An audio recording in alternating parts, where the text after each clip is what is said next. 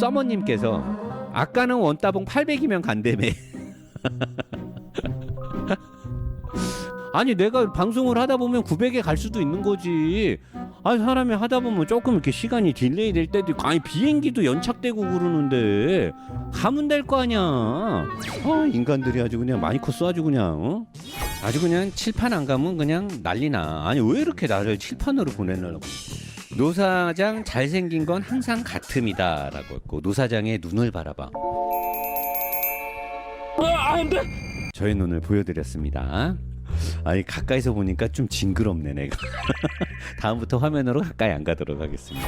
자, 오늘의 주제, 오늘의 이 칠판 강의 1타의 주제는 실벤 마스터님이라고 로보스 인더스트리 자유 게시판에 엄청나게 디테일하게 이 팩트 폭격의 글을 써주시는 분이 있는데, 근데 오늘 실벤 마스터분이 팩트 폭격을 안 하시고 갑자기 이런 거를 써놨어요. 자, 1번부터 보도록 할게요.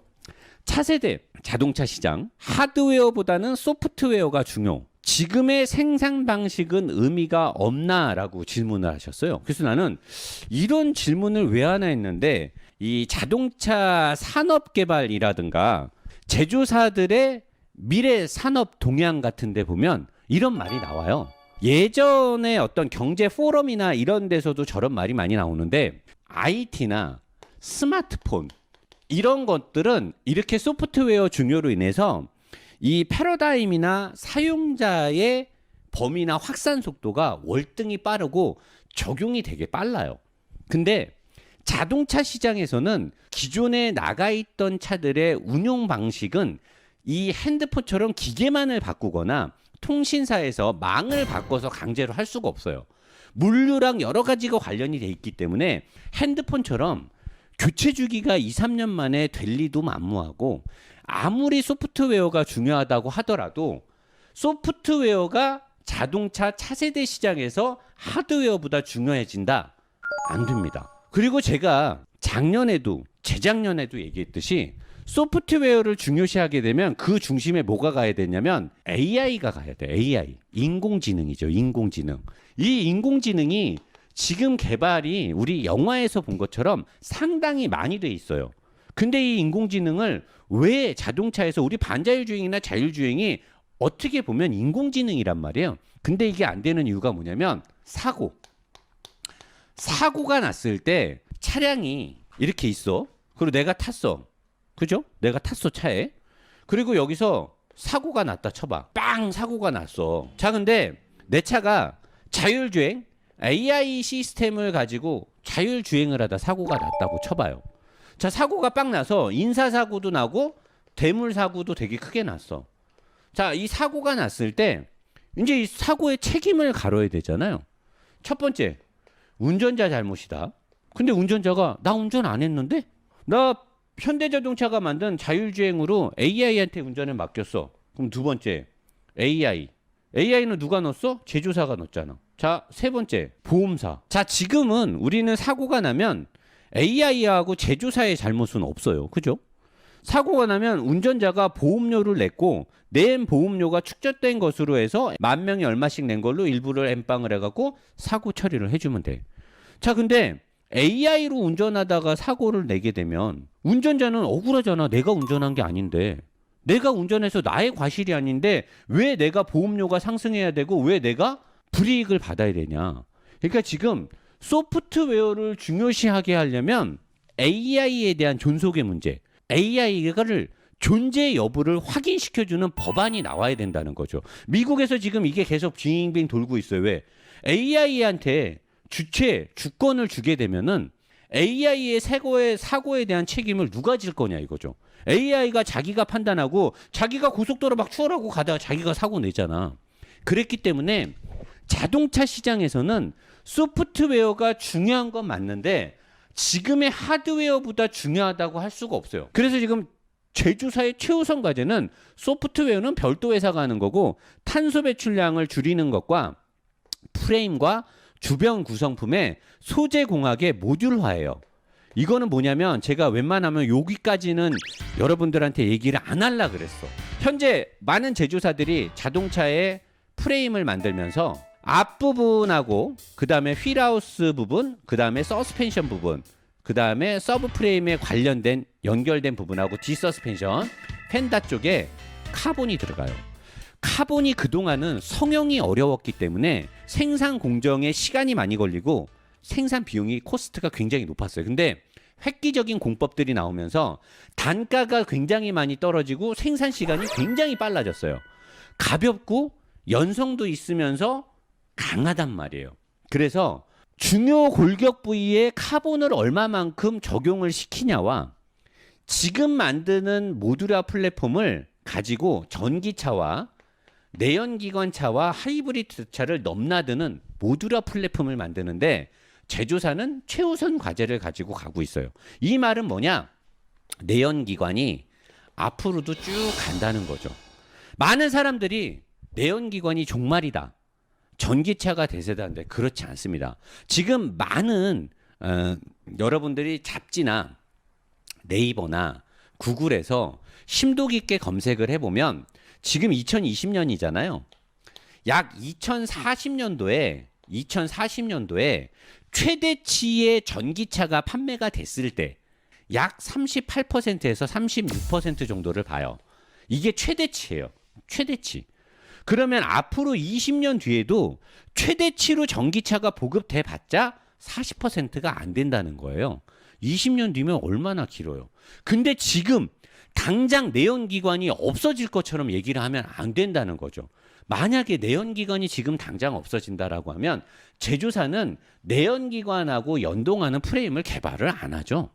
모든 제조사는 지금 내연기관과 같이 쓸 수 있는 혼용 프레임을 개발하고 있단 말이죠.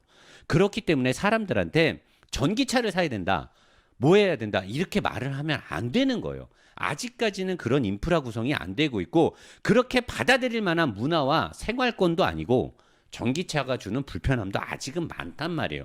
좋은 점도 있지만 안 되는 건 안 된다고 우리가 인정을 해야 되죠. 그래서 여기 보시면 10년 후 자동차 패러다임이 바뀐다.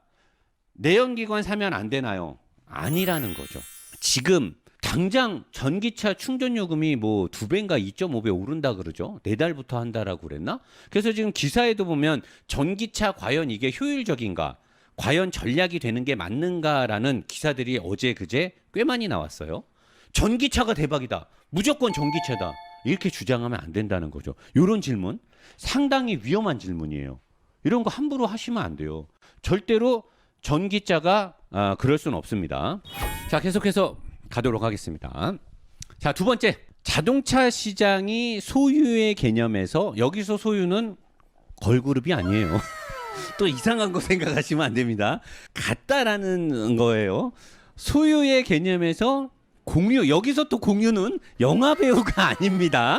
그 멋있는 남자 배우가 아니에요. 자동차 시장이 소유의 개념에서 공유의 개념으로 제조사 입장에서는 생산 방식이 바뀌나요? 이 질문 좋아요. 왜냐하면 이 질문이 왜 좋냐면 이 부분에 대해서는 약 지금으로부터 10년 전 고든 머레이가 이런 거에 대해서 약 10년 전에 이미 논문 비슷하게 논문 빌나게 이렇게 학회 같은 자리에서 발표한 내용이 있었어요. 앞으로 미래에는 제조사들의 주요 고객은 개개인의 소비자가 아니다. 제조사들의 고객은 소비자가 아닌 렌트카 회사나 아니면 대기업의 뭐 타다나 뭐 이런 것들의 어떤 카카오톡의 지금 택시 개념 그런 것처럼 그런 회사가 자동차의 주요 고객이 될 것이다. 왜냐? 앞으로 미래에는 사람들이 차를 공유하기 때문에 개개인이 차를 사는 일이 없다라는 말을 이미 10년 전, 15년 전에 나왔었는데 이게 사실 미래에는 이렇게 갈 수 있는데 그러려면 재산에 대한 우리 사회적인 통념과 돈에 대한 값어치가 바뀌어야 돼요. 지금 자동차를 갖고 있는 우리나라 5천만 인구 중에 약 3천만 또는 2,500만이 차를 소유하고 있다라고 합니다. 그 사람들의 재산 가치를 누가 어떻게 제로로 만들어 주느냐죠. 그게 되지 않으면 자동차는 절대 공유의 개념으로 바로 못 가요. 대신에 소카라든가 뭐 미국의 우버 택시 뭐 이런 것들처럼 영업용이 아닌 개인적인 차들 또는 우리가 편하게 스마트폰으로 잠깐 차를 빌려 탈 수 있는 문화는 좀 더 확산이 되겠지만 개인이 재산의 값어치로 소유하고 있는 자가 차량에 대해서는 그 패러다임을 단기간에 바꿀 수가 없다라는 거죠. 그래서 제조사가 차를 팔 때 이 공유의 개념이라는 플랫폼을 제공하는 어떤 기업이나 어떤 단체나 어떤 회사의 주 고객층으로 차를 팔 때까지는 아까 설명과 마찬가지로 상당 부분의 시간이 필요하다는 거죠. 이미 10년, 15년 전에 나왔는데 지금도 하나도 실현이 되지 않았고 있고 앞으로도 10년, 15년, 20년 더 갈 거기 때문에 이런 것들 때문에 자동차의 생산 방식이 바뀌나요? 아니죠. 아직도 모든 제조사는 주요 고객층이 개개인의 소비자입니다. 그게 바뀌는 시점은 기업이 먼저 알죠. 우리가 그런 것들을 걱정할 필요가 전혀 없다라는 거죠. 자, 그리고 아까 요거 3번 질문 답했고요. 마지막 하이라이트 질문이 나왔습니다. 1번 도요타는 직병렬 하이브리드. 자, 라이센스가 2018년 말 라이센스가 풀렸죠. 보통 이런 기술 라이센스가 20년 가거든요. 얘네가 1990년대 중후반에 라이센스를 등록을 했으니까. 자, 그게 풀렸는데 왜 현대자동차는 직병렬 시스템을 쓰지 않고 직렬 시스템을 고수하나요? 아, 이거 굉장히 좋은 질문이에요. 별표 3개 줘도 돼요. 이건 저도 되게 궁금했던 내용이고 왜 현대자동차가 저걸 쓰지 않았나 그러는데 직병렬 하이브리드. 나 참 어이가 없었던 게 윤석노가 맨날 나한테 프리우스에 미션이 있어요 없어요 물어보면 난 진짜 기가 차고 진짜 얼탱이가 없는 건데 감히 네 주제에 나한테 이런 시스템에 대해서 그런 말을 한다는 게 진짜 너무나 기가 차고 말해. 성노야 지금부터 잘 들어. 직병렬 시스템이 뭐고 PSD 파워 스플릿 디바이스는 영어가 어려우니까 그냥 D만 쓰도록 할게요. 철자는 중요하지 않아. 파워 스플릿 디바이스의 약자예요. 자, 직병렬 하이브리드 시스템은 엔진이 있고요. 플러스 여기에 파워 스플릿 디바이스가 붙어요. 여기에는 유선 기어를 2개 또는 3개를 붙여가지고 굉장히 큰 모터를 기반으로 해서 이제 동력이 바퀴로 나가죠. 이게 이제 직병렬 하이브리드 시스템의 핵심인데 뭐냐면 이 파워 스플릿 디바이스에 들어있는 모터하고 그 다음에 기어를 유선 기어로 변환해줘 가지고 기어비가 나가는데 얘네들은 요 모터의 사용 빈도가 되게 강해요. 그래서 모터가 크기 때문에 회생 제동을 할 때도 그 모터가 역으로 발전을 할 때 그때 윤석노는 뭐 모터가 거꾸로 돌아가고 발전한다라고 하는데 그거는 정말 전기의 개념을 아예 모르는 사람이에요. 전기의 모터가 돌 때 안에 코일이 있죠. 구리선을 막 감아놓은 코일이 있고 모터의 내벽에 브러쉬가 있어요. 브러쉬 쪽에 전기를 주면 전기의 음극과 양극 때문에 안에 있는 코일이 돌아요. 그럼 모터가 힘을 내는 거고요. 반대로 모터가 어떤 자연적인 구동력에 의해서 돌고 이 외부의 브러쉬 쪽에 전기가 가지 않으면 여기서 전기가 발생돼서 전기가 충전되는 거예요. 윤석노는 그걸 가지고 예전에 모터가 이렇게 돌면 차가 가고 모터가 거꾸로 돌면 충전이 된대요. 아주 잘못된 상식이죠. 전기에 대한 개념이 아예 없는 사람이 그렇게 말을 하는 거예요. 자, 근데 파워 스플릿 디바이스 안에 들어있는 큰 모터는 주행을 할 때 전기로만 갈 수 있는 모터의 범위가 되게 커요. 모터가 크기 때문에. 반대로 회생제동, 브레이크를 걸 때나 뭐 할 때 시내에서 가다서다를 반복하고 했을 때는 모터를 통해서 역으로 얻어지는 충전에 대한 전기도 세요. 그래서 직병렬 하이브리드 시스템은 시내 주행이 많을 때는 굉장히 득을 많이 봅니다.